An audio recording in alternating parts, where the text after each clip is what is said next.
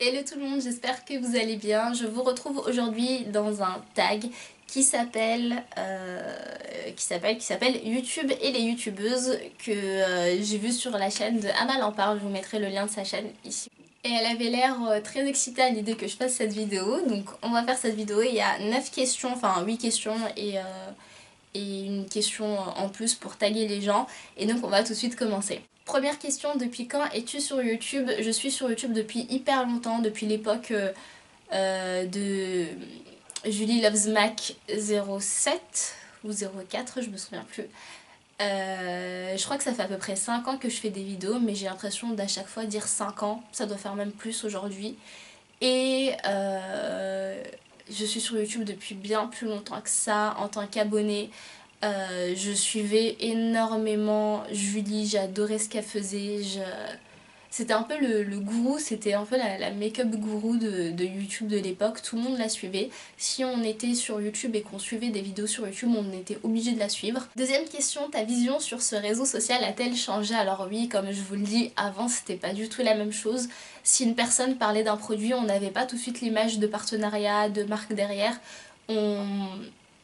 En fait, on pensait que tout le monde était sincère tout simplement, alors peut-être que tout le monde l'était, je ne sais pas du tout, mais c'est vrai qu'il n'y avait pas cette notion de partenariat avec les marques, de petites chaînes, de grandes chaînes. Alors bien évidemment il y avait les plus grandes, mais à part les plus grandes, tout le monde suivait un peu tout le monde et puis tous les conseils étaient bons à prendre et on se posait pas tellement de questions et surtout il n'y avait pas énormément de personnes comme aujourd'hui.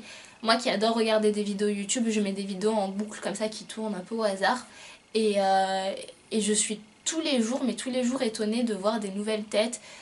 Vous avez des femmes de tout âge, vous avez des femmes de toute origine, vous avez même des hommes aujourd'hui, c'est plus du tout quelque chose de marginal. Avant YouTube c'était vraiment marginal. Si on regardait YouTube on était bizarre.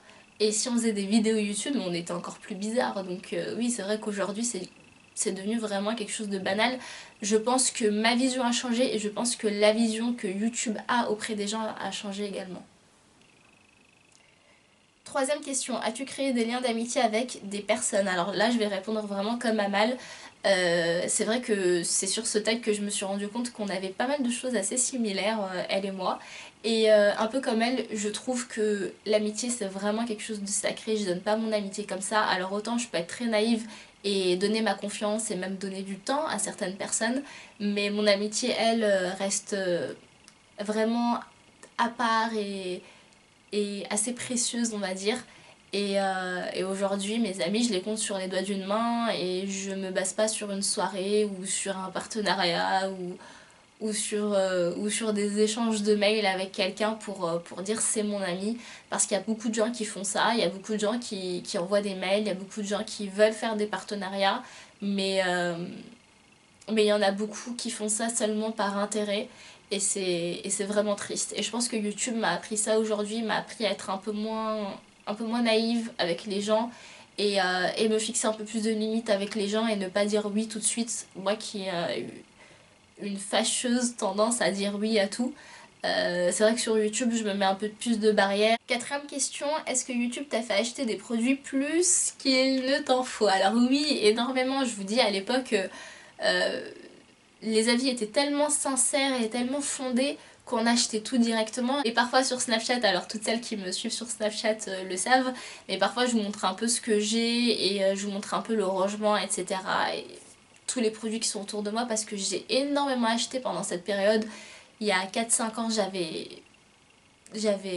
vraiment craqué mon slip pour le coup et j'achetais tout et n'importe quoi et même des produits que je n'utilisais pas à l'époque et je les achetais parce que j'en entendais que du bien. Alors aujourd'hui j'ai une approche un peu plus réfléchie, je pense que c'est l'âge aussi qui fait ça, mais c'est vrai qu'aujourd'hui je fais un peu plus attention à ce que j'achète, j'essaie de ne pas avoir 36 000 produits en même temps, j'essaie de ne pas acheter trop de choses si je sais que j'ai du stock et Dieu seul sait à quel point j'ai du stock.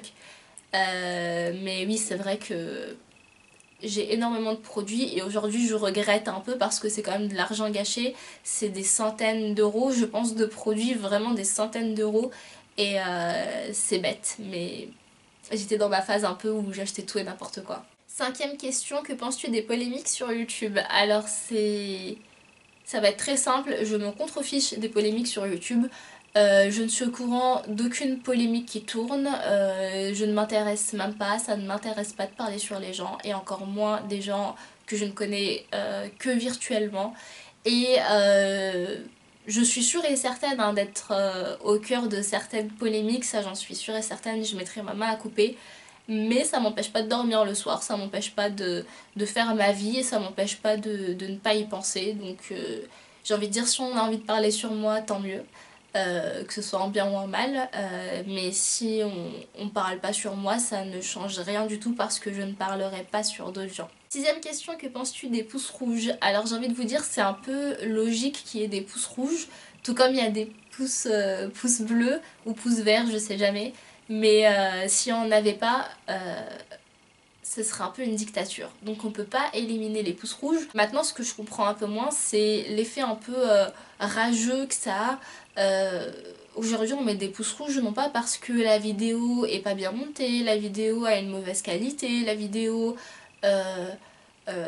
on n'entend pas grand chose, etc. C'est pas des choses assez constructives. Aujourd'hui, on met des pouces rouges parce qu'on a envie de descendre une personne. Et je comprends pas très bien en fait cet état d'esprit. J'aurais préféré avoir des pouces rouges et que les gens me mettent un commentaire en me disant, ou même m'envoient un message privé si les gens ont honte, mais me disent bon voilà écoute j'ai mis un pouce rouge, je joue, je joue carte sur table avec toi et franc jeu, et j'ai mis un pouce rouge mais voilà pourquoi. J'ai rien compris à ce que t'as dit, le son était pourri, il faudrait que tu changes de micro, des choses comme ça, des choses assez utiles et constructives. Aujourd'hui voilà, les pouces rouges c'est un moyen pour des frustrés qui inventent des comptes, des noms, des photos sur un profil comme ça, et qui se permettent de juger, de critiquer et d'essayer de faire mal à tout le monde. Et voilà, ça me touche pas plus que ça. Sur certaines vidéos, j'en ai beaucoup plus que d'autres. Euh, je conçois que j'ai pas un style qui plaît à tout le monde, j'ai pas des paroles qui plaisent à tout le monde, j'ai pas une vision qui plaît à tout le monde, ça je conçois parfaitement. Maintenant de là à mettre un pouce rouge parce qu'on n'a pas la même idée des choses, je trouve ça un peu quand même limite. On est quand même dans un pays libre et c'est ça aussi la liberté d'expression. La liberté d'expression c'est pas insulter lorsqu'on n'aime pas, c'est dire bon bah voilà toi tu penses A, moi je pense B. Essayons de penser ensemble et essayons de penser peut-être un nouveau C ensemble et de comprendre pourquoi est-ce que tu penses A et pourquoi est-ce que moi je pense B, tout simplement. Et aujourd'hui ça n'existe pas encore, du moins pas sur YouTube et pas en France, donc peut-être que ça existe dans d'autres pays, j'en suis sûre. Mais au jour d'aujourd'hui, c'est pas ce qui se passe et c'est bien dommage. 7e question, que penses-tu des vidéos coup de gueule? Alors j'en ai fait une il y a pas très longtemps, alors coup de gueule c'est quand même un gros mot, mais j'avais fait une vidéo un peu révélation où je faisais pas un coup de gueule contre les abonnés, mais plus contre certaines youtubeuses. Et sinon, j'ai déjà fait des vidéos coup de gueule sur Snapchat. Disons que parfois on en a besoin. Surtout moi qui suis quelqu'un de très honnête et de très franc et je veux dire je suis hyper sincère et j'essaie d'être le plus sincère possible par rapport à tout, et que les gens viennent me voir en me disant des trucs complètement aberrants, je trouve ça complètement aberrant, tout simplement, je comprends pas. Maintenant, faut pas en faire énormément non plus, c'est pas le but d'une chaîne. Le but d'une chaîne, c'est quand même de partager d'autres choses que des coups de gueule. Mais je pense que parfois c'est nécessaire et je pense qu'il faut bien mesurer les mots lorsqu'on fait une vidéo coup de gueule parce que tout va être repris et tout va être analysé et tout va être à la transformer. Donc ouais, faut faire attention avec ce genre de vidéo. 8e question, et c'est la dernière question. Crois-tu que le fait d'avoir beaucoup d'abonnés donne la grosse tête? Oui, oui, oui, oui, oui. Et beaucoup d'abonnés, je sais pas ce qu'on entend par là, mais moi, je vois des filles qui ont changé à partir de 5000 abonnés. C'est fou quand même. C'est fou parce que c'est que du virtuel, hein. Demain, on n'a plus de chaîne, demain, on se fait pirater, la chaîne est supprimée, on n'a plus rien. Les 5000, ils vont pas venir chez toi en disant « Ouais, ouais, t'inquiète, on est là ». Donc ouais, ça me fait rire et ça me fait peur. Et en même temps, ça me fait tout simplement avoir une vision un peu plus réelle d'une personne. Et, euh, et donc ouais, mais c'est bien que certaines personnes soient comme ça. Et c'est bien que certaines personnes le montrent. Parce que moi, en tant que... Ouais, en tant même qu'abonné, ça me permet de voir qui est vraiment sincère ou pas. Et si vous voyez une fille qui a changé à 10 000 abonnés, enfin, c'est quand même bizarre et c'est quand même louche, je veux dire. Aujourd'hui, les gens ne comptent que par le nombre d'abonnés. Il y a même des gens qui n'osent même plus mettre le nombre d'abonnés qu'ils ont pour pas avoir une certaine image, une certaine connotation par rapport au nombre. C'est vraiment dommage de réfléchir comme ça et de se dire bon bah écoute, maintenant moi j'ai 10 000 abonnés, alors je vais plus répondre aux commentaires, je vais plus faire ci, je vais plus faire ça, je vais plus faire ci. Je trouve ça hyper triste de réfléchir comme ça.